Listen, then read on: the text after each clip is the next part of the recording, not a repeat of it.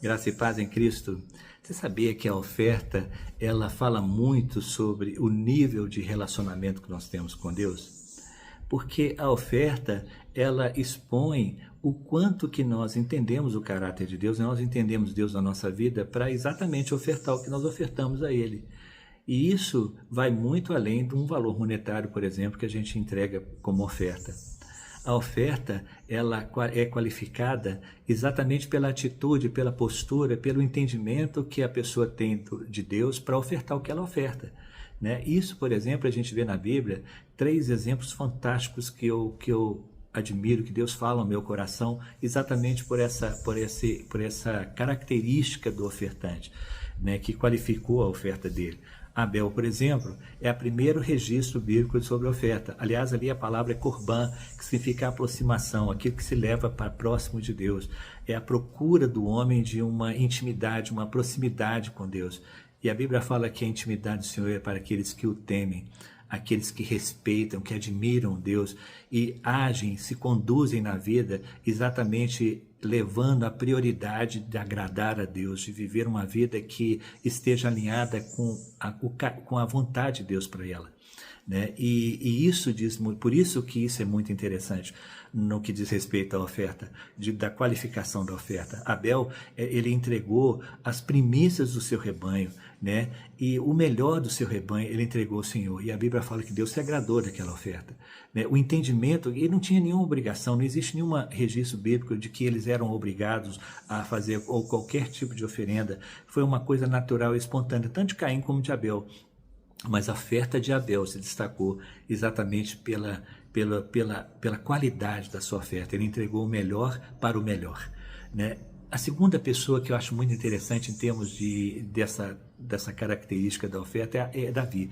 Davi me ensina muito pelo sistema de valores que ele tinha, exatamente por conta desse entendimento que ele tinha de Deus, né? A Bíblia fala, lá em 1 Crônicas, capítulo 29, que ele deu uma ofertinha para a construção do templo de Jerusalém, para seu filho Salomão construir o templo de Jerusalém. A oferta era nada mais do que 245 toneladas de prata refinada e 105 toneladas de ouro puro de Ofim. Sabe o que é isso? Eu tive a curiosidade de fazer uma atualização monetária desse valor. Dá mais ou menos hoje em torno de 7,2 bilhões de dólares. E ele deu do próprio bolso. A Bíblia fala que tirou da fortuna pessoal dele.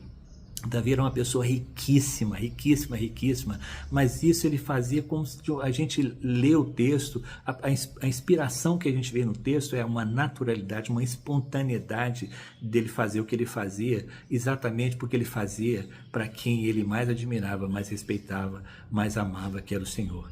Não é à toa que ele era um homem segundo o coração de Deus.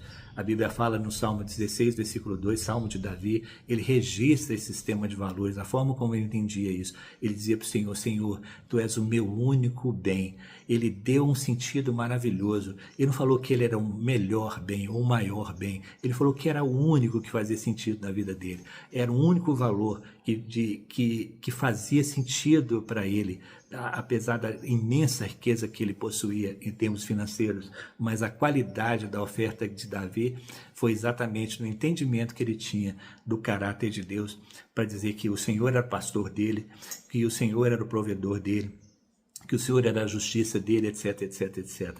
E o terceiro exemplo maravilhoso que eu vejo na palavra de Deus sobre a oferta e que expõe essa realidade é da viúva pobre, está lá em Marcos capítulo 12, quando Jesus, admirado, diz aos seus discípulos, mesmo diante de pessoas que ofertavam muito, muitos ricos ali ofertavam muito, né? Mas aquela oferta se destacou, apesar do valor irrisório dela, não valia nada a oferta dela em termos monetários, mas a qualidade da oferta estava exatamente no fato que era aquilo que Jesus falou, aquela deu mais do que todos, porque ela deu de todo o seu sustento.